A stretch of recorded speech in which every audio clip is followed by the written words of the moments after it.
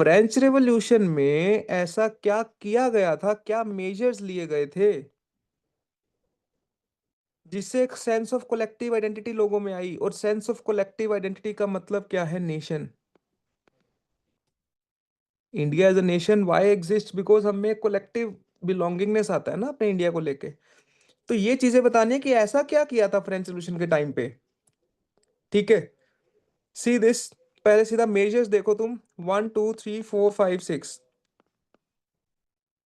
कोई भी 5 लर्न कर लो, रट लेने हैं। और ये कीवर्ड्स पे फोकस करोगे ना तो लर्न करना भी आसान हो जाएगा। यूजुअली स्टूडेंट्स से कि सर थ्योरी बहुत ज्यादा होती है, कैसे लर्न किया जाए? अरे see the keywords, no, just remember keywords and you'll write the answers, that's it. पहली बात क्या हुई थी? The ideas of la patrie and le citoyen, ये बातें होने लगी थी। The fatherland and the citizen emphasized the notion of a united community enjoying equal rights under a constitution। पूरे की पूरी फ्रांस की धरती को फादरलैंड बोल दिया गया था ला पैट्री के नाम से। अब अगर फादरलैंड बोल दिया तो उस फादरलैंड में रहने वाले सारे बच्चे हो गए ना, सो कोलेक्टिव बिलोंगिंगनेस आ गई। और एक ले सिटोयन बोलने लगे कि हम सब सिटीजन्स हैं of this land, of this territory. पहली बात, ला पैट्री एंड ले सिटोयन। फिर उन्होंने अपना एक झंडा बना लिया था, a new French flag, the try colour. India वाला नहीं है, उनका अपना झंडा है। उसने रिप्लेस किया था पहले वाले रॉयल स्टैंडर्ड को। रॉयल स्टैंडर्ड जो पहले पुराना झंडा था, जो लुई किंग 16 यूज करता था। So royal standard was the flag of the monarchs, राजाओं का।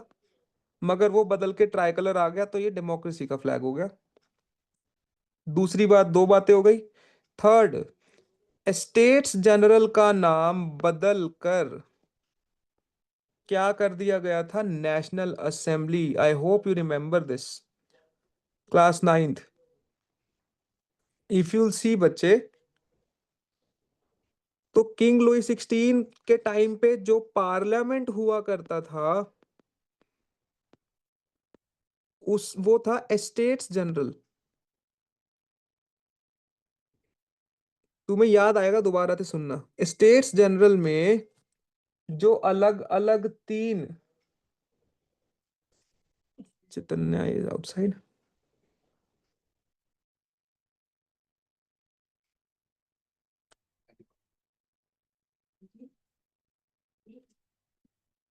स्टेट्स, इन स्टेट्स जनरल जो तीन स्टेट्स थे, clergy, nobility and the third state peasants and the middle class also, इनकी वोटिंग राइट्स कैसे थी? सबकी एक एक एक। मगर क्योंकि ये एक साथ हो जाते थे तो इनके दो हो जाते थे, थर्ड स्टेट कभी भी वोटिंग में जीत नहीं पाता था।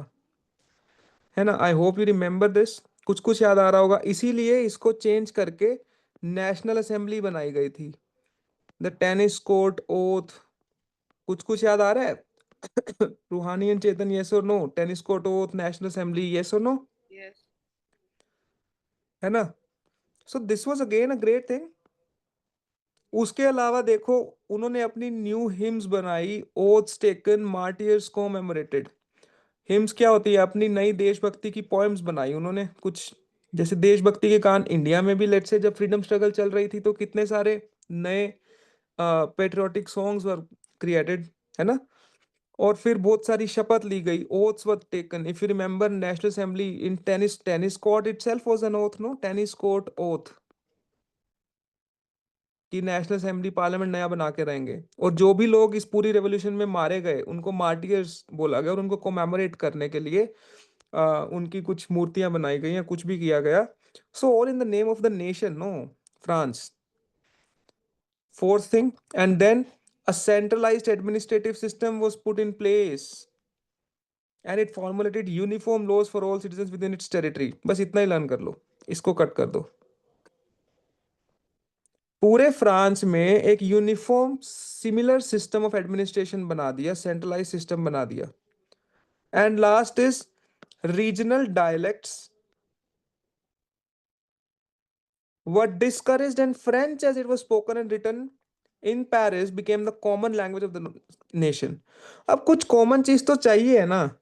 अगर बच्चे तुम पूरे यूरोप की बात करो तो जितने भी कंट्रीज हैं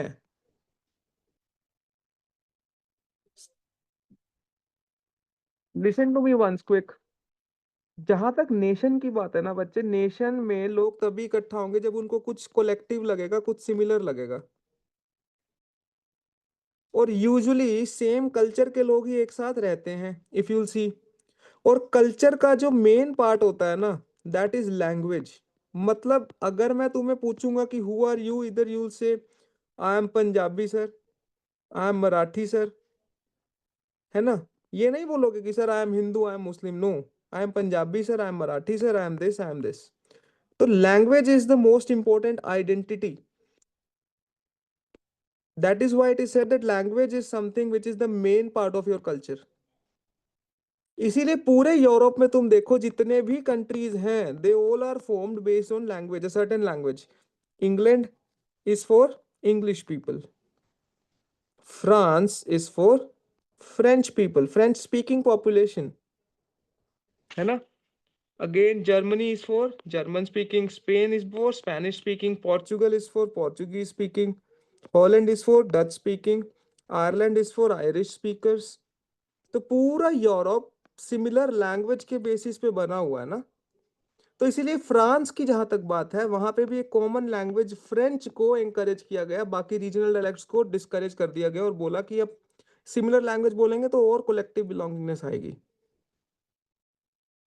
so this happened.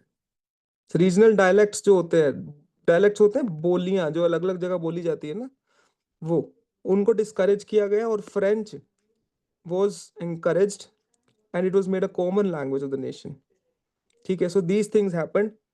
Again if you see quickly, तो क्या क्या बातें की गई, देखो कैसे लर्न करना है, क्या क्या चीजें की गई। First thing, La patrie and ले सिटिजन की बात की गई।